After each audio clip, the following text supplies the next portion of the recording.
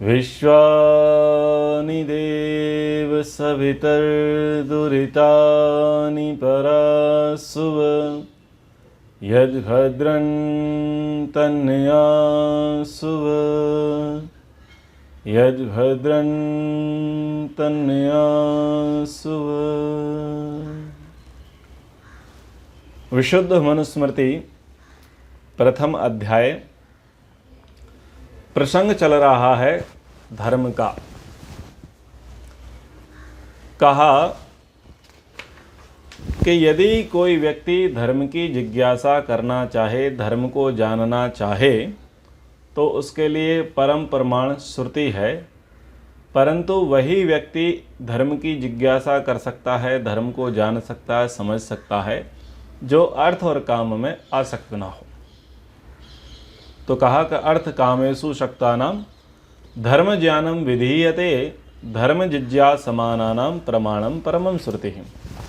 महर्षि दयानंद जी ने कहा कि परंतु जो द्रव्यों के लोभ और काम अर्थात विषय सेवा में फंसा हुआ नहीं होता, उसी को धर्म का ज्ञान होता है। जो धर्म को जानने की इच्छा करें उनके लिए वेद ही परम प्रमाण है। तो पिछली कक्षा में पर्याप्त इस पर चर्चाएं हो गई थी। थोड़ा सा विचार, थोड़ा सा मंथन और कर लेंगे। मनुष्य का सर्वोत्तम लक्ष्य क्या है? मनुष्य का सर्वोत्तम लक्ष्य है मुक्ति की प्राप्ति। और जीवात्मा का एक नाम है पुरुष। और पुरुष के लिए कहा कि तुम्हें पुरुषार्थी होना है। और पुरुषार्थ का अर्थ होता है जहाँ पर धर्म, अर्थ, काम और मोक्ष की सिद्धि हो सके। जो धर्म, अर्थ, काम, मोक्ष की सिद्धि के लिए प्रयत्नशील है उसको कहते हैं पुरुषार्थी। ठीक है। अब यहाँ पर क्या कह रहे हैं कि ये जो चार हैं पुरुषार्थ चतुष्ट है, इसमें पहला है धर्म और अंतिम है मोक्ष। इन दोनों को व्यक्ति कब भूलेगा? इन दोनों की अवहेलना व्यक्ति कब करेगा? जब वो अर्थ कामेषु, अर्थ में और काम में आसक्त हो जाएगा, तो फिर उसे धर्म समझ में नहीं आएगा। महानुभावों, बहुत सारे लोग ऐसे हैं जो पहले धर्म को जानते थे, पर आज वो धर्म को नहीं जानते। पहले वो धर्म को इसलिए जानते थे क्योंकि वो अर्थ और काम में नहीं फंसे थे, और आज वो धर्म को इसलिए नहीं जानते क्योंकि वह अर्थ और काम में फंस गए। अर्थ और काम में फंसने के कारण से उनको धर्म ज्ञान समझ में नहीं आ रहा। ठीक है। कैसे समझें? मान लीजिए कहीं पर किसी सभा में धर्मोपदेश चल रहा है और उस धर्मोपदेश को सुनने के लिए आपको सादर आमंत्रित किया गया। आप अपना काम धंधा छोड़ करके उस धर्म सभा में, धर्म संसद में, उस सत्संग में, उस व्याख्यान में सम्मिलित हुए। थोड़ी देर के लिए आपने सुना और थोड़ी देर बाद मोबाइल पर नोटिफिकेशन आया। वो नोटिफिकेशन या तो अर्थ को लेकर के था या काम को लेकर के था। तो फोकस कहाँ चला गया? फोकस वहाँ चला गया जिस संबंध में वो नोटिफिकेशन आया। यानी हमारा फोकस या तो अर्थ में लग गया, अर्थ से संबंधित क्षेत्र में लग गया। उसका पैसा आना था, उसने पैसा नहीं दिया, उतने पैसों की कमी है, इतना पैसा हो गया है। तो अर्थ यानी जितने धन हैं और जितना धन से संबंधित विषय है उसमें व्यक्ति का चित्त लग गया। अब वहाँ पर धर्म उपदेश चल रहा था तो वो धर्म उपदेश उसको समझ में नहीं आया। ठीक है।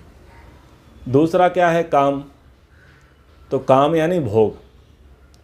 तो धर्म उपदेश सुन रहे थे लेकिन पता चला कि अब भोजन का समय हो गया है और भूख लग गई है। तो अब क्या इच्छा होगी? कि ये धर्म सभा शीघ्र ही समाप्त हो जाए, इसका शांति पाठ हो जाए। क्यों? क्योंकि हमको भूख लग रही है।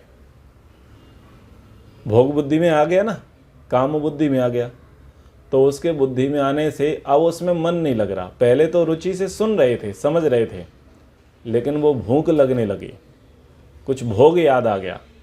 उस भोग को याद करने के कारण से क्या हुआ, अब हम उसमें फोकस नहीं कर रहे। ठीक है, अब ये तो हो गई एक सभा में बैठने की बात। अब इसको और थोड़ा समझने का प्रयास करें कि धर्म ज्ञान कब प्राप्त नहीं होता और किसे प्राप्त नहीं होता। अब कहा गया शास्त्रों में कि महर्षि मनु ही कहते हैं कि सबसे बड़ी शुद्धता क्या है, सबसे बड़ी शुचिता क्या है? बोले अर्थ की शुचिता सबसे बड़ी होती है। अब ये कहाँ कहा गया? ये धर्मशास्त्र में कहा गया। धर्मशास्त्र में ये कहा कि प्रत्येक मनुष्य को जो गृहस्थी है और वो जो धन कमाता है, तो वो अर्थ शुचिता पर अधिक फोकस करे, क्योंकि अर्थ शुचिता ही उसका परम कर्तव्य है। अब वहाँ पर कहा जा रहा है कि आप ऐसे माध्यमों से धन मत कमाओ जिन माध्यमों से समाज की हानि हो, राष्ट्र की हानि हो, पर्यावरण का प्रदूषण होवे, संस्कृति का विनाश होवे, धर्म प्रदूषित होवे। उन मार्गों से आप धन मत कमाओ। अब ये उपदेश दिया गया, लेकिन उपदेश सुनने के लिए जितने लोग बैठे थे वो ITUS में मास्टर थे। ITUS, इसकी टोपी उसके सर, इस डिग्री में वो कौन थे? वो मास्टर थे। अब ऐसे लोगों को वो धर्मोपदेश समझ में आएगा? नहीं आएगा। बहुत सारे लोग हवाला का काम करते हैं, कारोबार करते हैं, इंपोर्ट एक्सपोर्ट का काम करते हैं, दलाली का काम करते हैं, ठीक है, कंस्ट्रक्शन लाइन में काम करते हैं। तो वो बहुत सारे काम ऐसे हैं जो ज़्यादातर घूस से चलते हैं, ऊपर की इनकम ज़्यादा होती है, ईमानदारी का व्यापार बहुत कम होता है। तो क्या वहाँ पर वो धर्मोपदेश समझ में आएगा? नहीं आएगा। धर्मोपदेश चल रहा था गांव में, सुनने वाले थे किसान। किसान को आचार्यों ने संबोधित किया कि तुम प्रजापति हो, प्रजा का भरण पोषण करने वाले तुम ही हो, संसार के मुख्य आप ही करता धरता हो, आपके कारण ही सबका पेट भरा जा रहा है। लेकिन हमको खेती विषमुक्त करनी है, विषमुक्त खेती करनी है, क्योंकि विषयुक्त खेती से क्या हो रहा है, लोग बीमार हो रहे हैं। और हम अन्न इसलिए खाते हैं ताकि हमारे प्राण बने रहें, हमारा जीवन चलता रहे। परंतु इस प्रकार का जो अन्न है ये तो प्राणों के लिए भारी हो रहा है। तो सबसे ज़्यादा लोग शुगर से, BP से, कैंसर से और अनेक अनेक प्रकार के रोगों से पीड़ित हो रहे हैं। इसलिए हे किसान भाइयों, तुम जो है ऑर्गेनिक जैविक खेती, गौ कृषि आधारित खेती करो, केमिकल युक्त खेती मत करो। ये क्या था? ये धर्मोपदेश था। लेकिन क्या ये धर्मोपदेश समझ में आएगा? नहीं आएगा। क्यों नहीं आएगा? क्योंकि उस प्रकार की खेती करने में उतनी उपज नहीं होगी और पैसा नहीं आएगा। तो अर्थ में, काम में आसक्त होने के कारण से वो बात समझ में नहीं आएगी। समझ गए ना? ऐसे ही किसी से कहते हैं कि भाई तुम सट्टा मत लगाओ, सट्टा नहीं लगाना चाहिए, जुआ नहीं खेलना चाहिए, ऐसा वेद में धर्मोपदेश हुआ।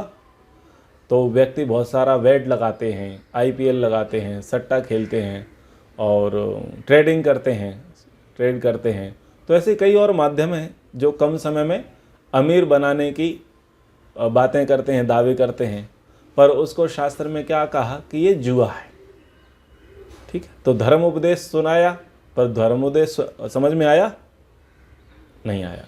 धर्म उपदेश क्या था? मनुष्य को जो है दिनचर्या का पालन करना चाहिए, सोने के समय पर सोना चाहिए, उठने के समय पर उठना चाहिए। यानी रात्रि का काम मनुष्य दिन में ना करे और दिन का काम मनुष्य रात्रि में ना करे। ये धर्मोपदेश था। अब जिनकी दिनचर्या ऐसी है कि जो रात के 2 बजे सोते हैं और सुबह 11 बजे उठते हैं, क्योंकि उनका अर्थ, उनका काम उस प्रकार का है, तो अर्थ और काम में आसक्त होने के कारण से क्या वो इस बात को समझेंगे, इस धर्मोपदेश को समझेंगे? नहीं समझेंगे। ठीक है ना? अच्छा, तो इस प्रकार से हम वर्गीकरण करते चले जाएं, थोड़ा सा चिंतन मनन करते चले जाएं कि वो धर्मोपदेश कहाँ समझ में नहीं आएगा। ये कहा गया कि बहुओं को सास ससुर की सेवा करना चाहिए, बेटों को माता पिता की सेवा करना चाहिए। ठीक है, तो अब जो नहीं करते होंगे उनको ये धर्म उपदेश समझ में आएगा? नहीं आएगा। संयुक्त परिवार होना चाहिए, एकाकी परिवार नहीं होना चाहिए, ये उपदेश समझ में आएगा? नहीं आएगा। समय पर विवाह करना चाहिए। समय पर विवाह का मतलब क्या है कि 24 से 26 27 वर्ष के बीच में विवाह कर लें, और वहाँ पर यूथ बैठी हो 28 30 साल की, जो अपने अभी पैरों पे ही खड़ी नहीं हुई, तो जिसको विवाह तो करना है लेकिन जिन्होंने सोचा नहीं है, तो क्या उनको ये धर्म उपदेश समझ में आएगा? नहीं आएगा। लोगों से कहा गया कि देखो तुम धन तो कमाते हो लेकिन अपनी आय का 10% दान दिया करो, तो ये धर्म उपदेश हुआ। पर जिनकी धन में आसक्ति है, क्या वो 10% धन का दान करेंगे? नहीं करेंगे। तो ऐसे ऐसे आप समझते चले जाओ। केवल इतना नहीं लेना है कि अर्थ काम और आसक्त में, इसमें थोड़ी सी चीज़ें नहीं लेनी है, ये यूनिवर्सल बातें हैं। यानी जहाँ जहाँ पर हम अपना व्यक्तिगत स्वार्थ देख रहे होंगे, वहाँ वहाँ हम धर्म को नकार देंगे, और जहाँ जहाँ हमारे हितों की पूर्ति हो और अगर वो उपदेश हमारे अनुकूल हो तो हम उसे स्वीकार लेंगे। जैसे मान लीजिए कि माता पिता भी बैठे हैं और बच्चे भी बैठे हैं, धर्म उपदेश हुआ माता पिता की सेवा करनी चाहिए, तो ये बात किसको अच्छी लगेगी? माता पिता को। क्यों अच्छी लगेगी? कि ये उपदेश उनके अनुकूल था, और बच्चों को मौज मस्ती से फुर्सत नहीं है, तो ये उपदेश उनको क्या लगा? उनको प्रतिकूल लगा। ठीक है ना। किसी से कहा गया कि बीड़ी पुड़िया तंबाकू सिगरेट शराब मांस मछली अंडा इनका प्रयोग नहीं करना चाहिए, ये धर्मोपदेश था। ठीक है, तो अब उसमें क्या था, कुछ लोग शाकाहारी पक्ष धरते, कुछ लोग मांसाहारी पक्ष धरते। तो शाकाहारी पक्षधर कैसी बॉडी लैंग्वेज दिखाएंगे कि हमारा पलड़ा भारी हो गया, हमारे लोग ज़्यादा आ गए, हमारे पक्ष में बात कही गई है, और दूसरे लोग सिर झुकाएंगे सकुचाएंगे या सोचेंगे चलो उठ करके अपने मतलब की बात नहीं है। तो वो भोग में अर्थ काम में आसक्त होने के कारण से वो क्या करेंगे, वो वहाँ से निकलने का प्रयास करेंगे। तो धर्म ज्ञान वो नहीं आएगा समझ में। ठीक है, हम समाजों में जाते हैं और मंचों से हम कभी कभी मंत्री प्रधान को टारगेट करते हुए व्याख्यान कर देते हैं। ठीक है, तो व्याख्यान किसे पसंद आता है? व्याख्यान उस पब्लिक को पसंद आता है जो मंत्री प्रधान से परेशान है। लेकिन मंत्री प्रधान लिख लेते हैं कि इस आचार्य को दोबारा नहीं बुलाना। क्यों नहीं बुलाना? क्योंकि ये हमारे अर्थ काम में बाधक है, इसका जो धर्मोपदेश है ये हमारे अर्थ काम में बाधक है, इसलिए इस आचार्य को अगली बार आर्य समाज में नहीं बुलाना। और पब्लिक क्या चाहती है कि ये व्यक्ति आए, ये भले ही कड़वा बोलता है पर ये सीधी बोलता है, तो ऐसा होगा। यानी अनुकूल बोला, जो व्यक्ति धर्म कार्य कर रहा होगा और उस धर्म कार्य करने वालों के अनुकूल अगर बोलते हैं तो उनको अच्छा लगेगा, और कोई व्यक्ति धर्म कार्य नहीं कर रहा है और फिर वहाँ पर धर्मोपदेश दिया जाएगा तो वो उनके लिए प्रतिकूल लगेगा। समझते चले गए? अब ये कह दिया गया कि देखो धर्म ये कहता है कि आप 60 वर्ष के हो गए, बेटे के बेटा हो गया, ठीक है ना, तो अब आपको वानप्रस्थ ले लेना चाहिए। तो धर्मोपदेश है लेकिन ये पचेगा नहीं। क्यों? वहाँ पर हम काम में आ सकते हैं, अर्थ में आ सकते हैं। क्यों? अभी तो हमारी पेंशन आ रही है और नाती पोते का हम सुख ले रहे हैं, उनका आनंद ले रहे हैं, और हमारी इतनी बड़ी संपत्ति है, इतनी बड़ी प्रॉपर्टी है, हमारा सीनियर सिटीजन का एक ग्रुप है, तो बहुत सारी एक अपनी अपनी महत्वाकांक्षाएं होती हैं। तो ऐसे ही हर फील्ड में आप लगा लो, यानी ब्रह्मचारी पर, गृहस्थ पर, वानप्रस्थी पर, सन्यासी पर, सब पे लगाओ। सन्यासी से कहो कि सन्यासी को सामाजिक कर्मकांड नहीं कराने चाहिए। धर्मोपदेश क्या हुआ कि सन्यासी को तो केवल सन्यासी के मर्यादा वाले ही संस्कार कराने चाहिए, जैसे वो अंत्येष्टि संस्कार करा देवे, जैसे वो जनेऊ संस्कार करा देवे, जैसे वो वानप्रस्थ की दीक्षा दिला देवे। लेकिन विवाह समारोह में आशीर्वाद देने, गृह प्रवेश कराने, उसे जन्मदिवस मनवाने के लिए वैवाहिक वर्षगांठ के कर्मकांड कराने सन्यासी को नहीं जाना चाहिए। तो ये धर्मोपदेश सन्यासी को समझ में आएगा? नहीं आएगा। क्यों नहीं आएगा? अर्थ कामेषु सक्तानाम। जो जो व्यक्ति अर्थ और काम में जितना जितना आसक्त होगा और उससे संबंधित अगर वहां पर धर्मोपदेश होगा तो वो धर्मोपदेश उसको समझ में नहीं आएगा। तो क्या बात समझ में आई? धर्म उपदेश उसी को ही समझ में आएगा जो अर्थ काम में आसक्त नहीं है। तो यहां पर कहा जो द्रव्यों के लोभ और काम अर्थात विषय सेवा में फंसा हुआ नहीं है, द्रव्य एक वचन और द्रव्यों बहुवचन। द्रव्य एक वचन और द्रव्यों क्या है? बहुवचन। अनेक प्रकार के द्रव्य। और द्रव्य क्या होता है? द्रव्य के गुणाश्रित होता है। तो जितने भी प्रकार के द्रव्य हैं, उन द्रव्यों के लोभ में, उनके लालच में जो नहीं फंसा, शास्त्र ने कहा कि हमको परिग्रह नहीं करना चाहिए। लेकिन हमें क्या आदत है कि हम हर सप्ताह शॉपिंग करेंगे, ठीक है ना। तो ये क्या कर रहे हैं हम? परिग्रह है। शास्त्र ने कहा कि अपरिग्रह करना है।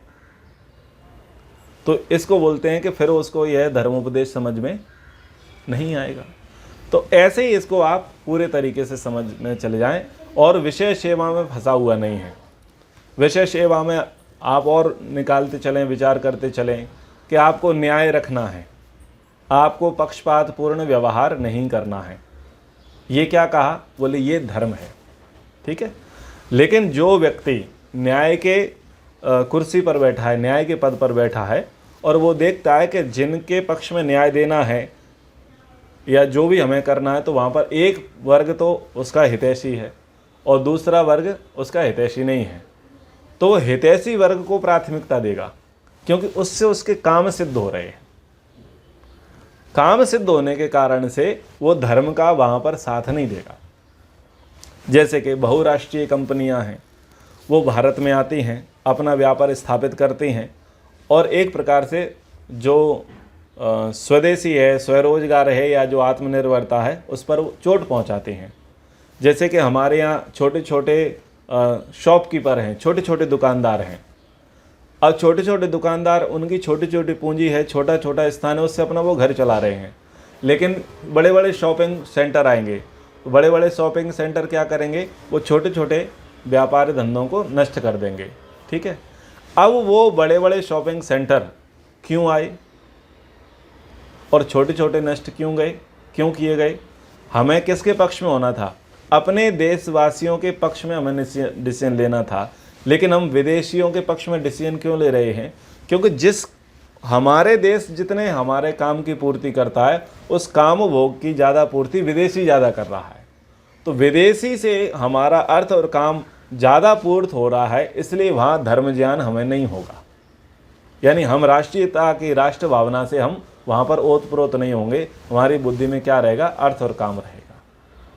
तो जहाँ पर अर्थ काम हमारी बुद्धि में रहेगा, हम न्याय भी छोड़ देंगे। तो इसको ऐसे आप लीजिएगा, ठीक है ना। ये यहाँ पर जो महर्षि मनु जी ने बात कही, ये संविधान है, ये धारा है, ये नियम है, ये विधि है, ये कानून है। इसको हमें विस्तार पूर्वक समझना है। ऐसे ही मनुस्मृति के बहुत सारे श्लोक हैं, उनको पढ़ते हैं, पढ़ने के बाद थोड़ा सा उसका भाष्य पढ़ते हैं। जितना भाष्य होता है केवल मात्र उतना उनका अर्थ नहीं होता। हम जितना जितना चिंतन करते चले जाएंगे, जितना जितना उसको निकालते चले जाएंगे, उतना उतना हमें विस्तार, बृहद रूप से, व्यापक रूप से उसका अर्थ समझ में आएगा। तो महर्षि दयानंद जी ने कहा कि जो द्रव्यों के लोभ और काम अर्थात विषय सेवा में फंसा हुआ नहीं होता, उसी को धर्म का ज्ञान होता है, ठीक है। अब धर्म का ज्ञान किसे हुआ? धर्म का ज्ञान हुआ रत्नाकर डाकू को। रत्नाकर डाकू जो था, उसका काम, वो भूतपूर्व सैनिक था, पर किसी कारण से राजा से विद्रोह हुआ, तो वो सैनिक था तो वो बिगड़ गया, बिगड़ करके वो डाकू बन गया। डाकू बन गया और डाका डाल करके राहगीरों को परेशान करके उनसे धन हड़प करके वो अपना घर चलाता था। घर चलाता था, उसको ये बात समझ में नहीं आई कि मैं काम सही करता हूँ या गलत करता हूँ, क्योंकि किसी ने धर्मोपदेश नहीं दिया। धर्मोपदेश नहीं दिया तो एक साधु महाराज उसके चंगुल में फंस गए। तो उन्होंने कहा कि भाई तुम जो काम करते हो ये तो सज्जनों को त्राण देने वाला है, उनको नाश करने वाला, उनको दुख देने वाला है, तुम इस पाप कर्म को मत करो। उसने कहा इससे तो मेरा घर चलता है और तुम कहते हो ये मेरा पाप कर्म है। बोले नहीं, ये तुम्हारा पाप कर्म है। तो साधु की बात का बड़ा प्रभाव हुआ। तो बोले कैसे स्वीकारा जाएगा कि ये पाप है? तो अपने घर वालों से पूछ के आ कि तुम जो काम करते हो इसका अगर कुछ फल मिलेगा दंड स्वरूप, उस पाप में क्या वो परिवार भागीदार होगा? तो वो जाता है, वो पिता से पूछता है कि पिताजी मैं जो काम करता हूँ वो अच्छा है या बुरा है? तो पिताजी सिर नीचे नवा लेते हैं, पिता विवश है। पत्नी के पास जाकर के पूछते हैं कि देवी एक बात बताओ, मैं तुम्हारे लिए सब प्रकार से सुविधाएं करता हूँ, धन ला के देता हूँ, बच्चों का लालन पालन करता हूँ, पर एक प्रश्न मेरे मन में आ रहा है, एक बात बताओ, ये जो मैं काम करता हूँ ये पाप है या पुण्य है? तो उन्होंने कहा कि तुम्हारा काम जो है वो पाप है। तो जैसे मैं धन लेके आता हूँ, कमाता मैं हूँ, तुम सब लोग इसे खाते हो, तुम सब लोग इसमें हिस्सेदार होते हो, तो वैसे ही जब मुझे इसका पनिशमेंट दंड मिलेगा, पाप का फल मिलेगा, तो क्या उसमें तुम भागीदार होगे? बोले नहीं होंगे। तो अब उसको धर्म का ज्ञान हो गया। बोले वास्तव में ये तो पाप कर्म है और मेरे पाप में भागीदार कोई नहीं है। तो उसको हो गया, यानी उसमें आसक्ति नहीं थी, वो कर रहा था, जानता नहीं था, उसमें लिप्त नहीं था, लेकिन किसी ने बताया कि भाई जो तुम कर रहे हो वो गलत है। तो जो स्वीकार लेगा कि ये गलत है, वो कौन स्वीकारेगा? जो आसक्त नहीं होगा। आसक्त ना होने वाला व्यक्ति क्या होगा? फिर कन्वर्ट हो जाएगा, अपनी बुद्धि को शुद्ध कर लेगा। और जो आसक्त होगा वो नहीं सुनेगा, नहीं समझेगा। किसको? धर्म ज्ञान को। जैसे कि व्यक्ति नॉनवेज यूज कर रहा था, इसलिए कर रहा था कि उसके क्षेत्र में होता है, उसके माता पिता करते हैं, उसके परिवार में होता है, इसलिए वो भी कर रहा था। उसको किसी ने नहीं बताया कि नॉनवेज का यूज करना चाहिए कि नहीं करना चाहिए। सब लोग कर रहे थे, इसलिए वो भी कर रहा था। तब वो किसी सभा में जाता है, वहाँ उसे धर्मोपदेश सुनाई देता है कि मांसाहार से इतने इतने प्रकार की हानियाँ हैं और मांसाहार नहीं करना चाहिए। अब किसको बात समझ में आएगी? अगर वो जीव के स्वाद में नहीं फंसा, हिंसक वृत्ति में नहीं फंसा, और जब उसे पता चला कि ना भाई ये तो गलत काम है, तो वो क्या करेगा? वो फिर व्रत ले लेगा और आजीवन मांसाहार को छोड़ करके शाकाहारी बन जाएगा। कौन बनेगा? जो अर्थ काम में नहीं फंसा, यानी वो काम कर तो रहा था लेकिन क्या नहीं था? आसक्त नहीं था।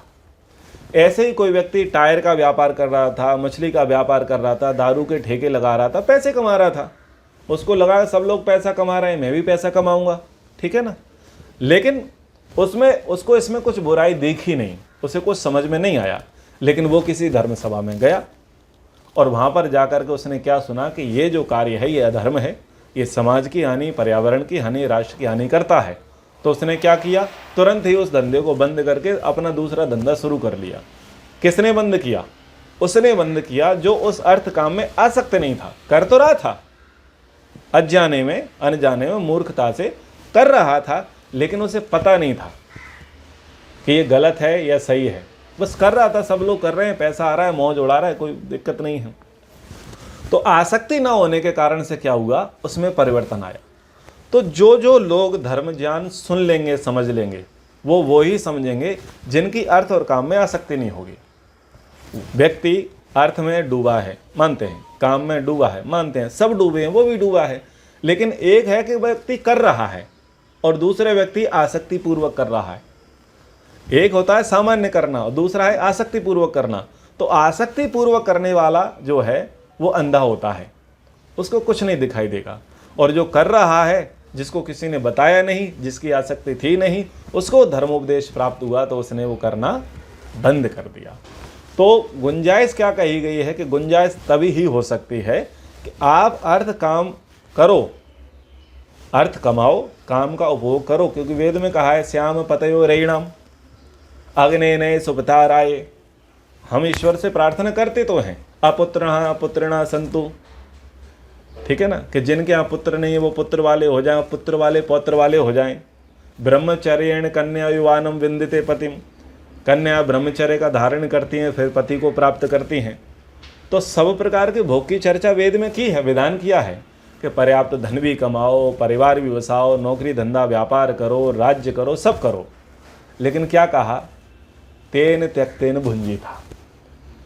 कहा ना कि आपको इन सब का प्रयोग कैसे करना है? निरासक्त भाव से, आसक्ति नहीं रखना। करना आपकी ड्यूटी है, करना आपका धर्म है, लेकिन आसक्त मत हो जाना। क्योंकि अगर आसक्त हो गए तो धर्म ज्ञान प्राप्त नहीं होगा, आप अपने कर्तव्य बोध को नहीं समझ पाएंगे, ठीक है ना।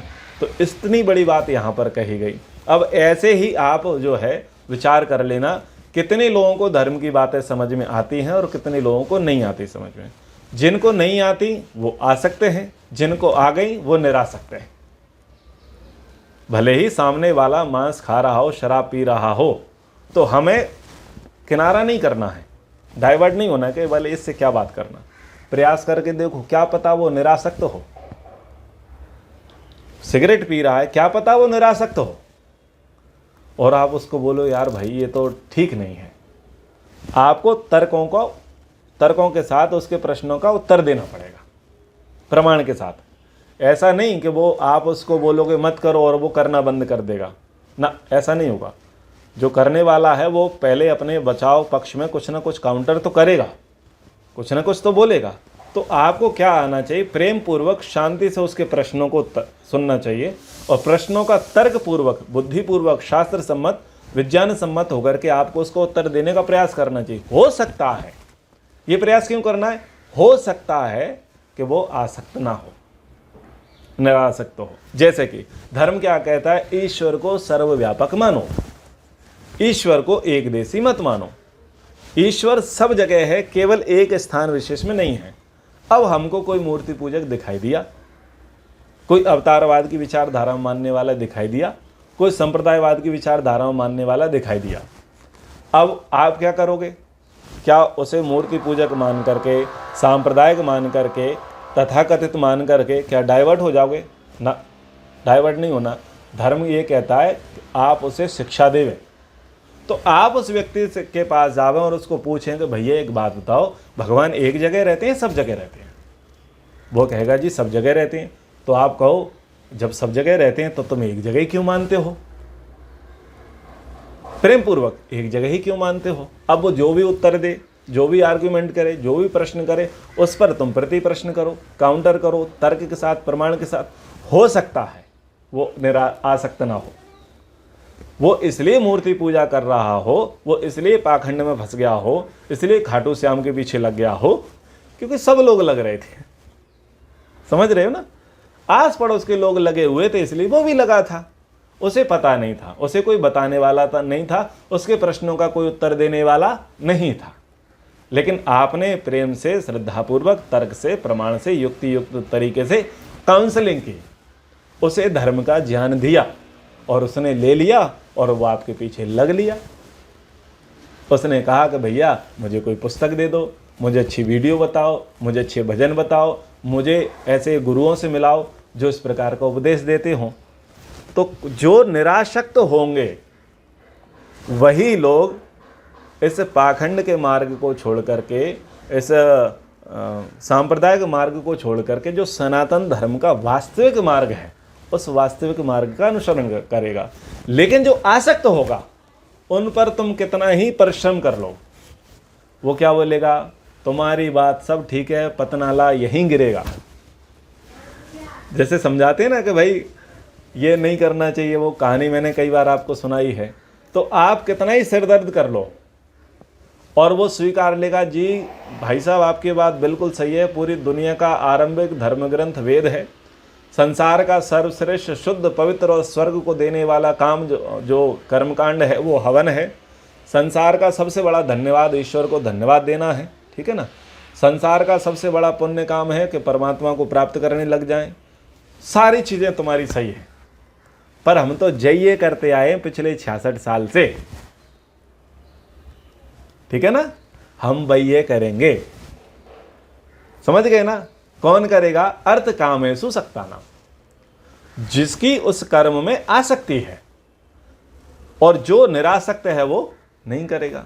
अब जैसे हमारी बिरादरी के जो लोग हैं, हम ब्राह्मण समाज से आते हैं और हम भी पंडिताई करते थे, 8 गांव के हम पुरोहित हुआ करते थे, आर्य समाज में आने से पहले हनुमान जी मंदिर के पुजारी हुआ करते थे और जॉब करते थे, पार्ट टाइम सुबह शाम पूजा करते थे नियमित रूप से। ऑफिस जाने से पहले मंदिर की पूजा, ऑफिस से आने के बाद मंदिर की पूजा, और फिर अमावस्या पूर्णिमा को कर्मकांड आदि जॉब करते और पंडिताई भी करते, लेकिन आसक्त नहीं थे।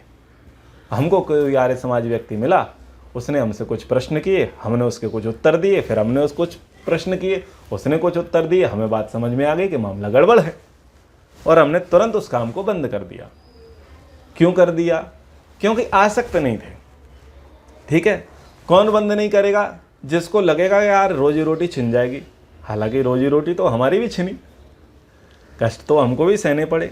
8 वर्षों तक अर्थ का अभाव हमें देखना पड़ा, क्योंकि हमारा बहुत बड़ा व्यवसाय, बहुत बड़ा काम वो छूट गया, पुश्तैनी काम छूट गया, बहुत बड़ी कुर्बानी हमें देनी पड़ी। पर क्यों दे दी? इसलिए दे दी कि आसक्त नहीं थे। लेकिन अन्य और हमारे जो लोग हैं जो स्वयं पंडित कर्म को करते हैं, पूजा पाठ के कर्म को करते हैं, यही धर्म ज्ञान उनको दिया जाए तो वो कहेंगे आपकी बात सारी सही है। पर हम इसको नहीं छोड़ सकते। क्यों? एक संकल्प शक्ति होती है, एक सामर्थ्य होता है, आसक्ति होने के कारण से वो उसे नहीं छोड़ सकते। जैसे कि बहुत सारे हमारे राजनेता हैं, राजनेताएं, क्या उनको धर्म का ज्ञान नहीं पता? क्या क्या करना चाहिए, क्या क्या नहीं करना चाहिए? पर पता है कि अगर वो ऐसा कर लेंगे तो सर्वाइव नहीं कर पाएंगे, उनकी पार्टी गिर जाएगी। जिनको हम कांग्रेस वाले बोलते हैं, क्या कांग्रेस में सारे के सारे लोग हिंदू विरोधी हैं? क्या सारे के सारे लोग इस्लाम परस्त हैं? नहीं, ऐसा नहीं है। कांग्रेस में कई राष्ट्रवादी विचारधारा के लोग हैं, कई देशभक्त हैं, कई भक्त लोग हैं, कई भगवान पर आस्था रखने वाले हैं, कई सनातन पर मान्यता रखने वाले हैं। पर चूंकि आसक्ति है, आसक्ति के कारण से वो सत्य का पक्ष नहीं दे सकते। मैं यहाँ पर सत्य का ठेकेदार बीजेपी को नहीं बोल रहा कि बीजेपी सत्य के ठेकेदार है। कोई भी पार्टी कोई ठेकेदार नहीं है, ठीक है ना? ना तो मैं यहाँ किसी के पक्ष में हूँ ना विपक्ष में। मैं एक तटस्थता के साथ बात कर रहा हूँ कि हम गलत चीज़ों को क्यों नहीं छोड़ पाते, कि हमारी आसक्ति है। तो बस वो आसक्ति के कारण से क्या होता है कि धर्म ज्ञान प्राप्त नहीं होता।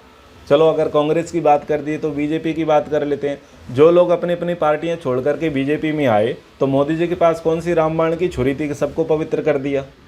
ऐसा तो गंगा भी किसी के पाप को नष्ट न धोती जितना बीजेपी ने धो दिया। पुराण परंपरा में, हमारी परंपरा में बोलते हैं ना कि सब भागवत करा लो, सत्यनारायण की कथा करा लो, गौदान करा दो, ब्राह्मण भोजन करा दो, गंगा जी स्नान करा लो तो तुम्हारे पाप धुल जाएंगे। तो इससे और बम्पर लॉन्चिंग हुई है बीजेपी की कि तुम केवल बीजेपी में आ जाओ, ईडी, आईडी, ओडी सारी जो भी है सब एजेंसियां तुम्हारे पीछे जाना बंद कर देंगी और तुम हो वास्तव में सनातन के रक्षक। गलत बात, गलत बात, ये चीज़ें ठीक नहीं हैं। तो इन गलत चीज़ों को भी हम क्यों नहीं स्वीकार पा रहे? क्योंकि अर्थ और काम में आ सकते हैं। हमें कहीं ना कहीं वोट बैंक चाहिए, हमें अपनी पावर बढ़ानी है, सामने वाले को गिराना है, यही अर्थ काम में आ सकती है। इस अर्थ काम में आसक्ति होने के कारण से धर्म ज्ञान प्राप्त नहीं हुआ।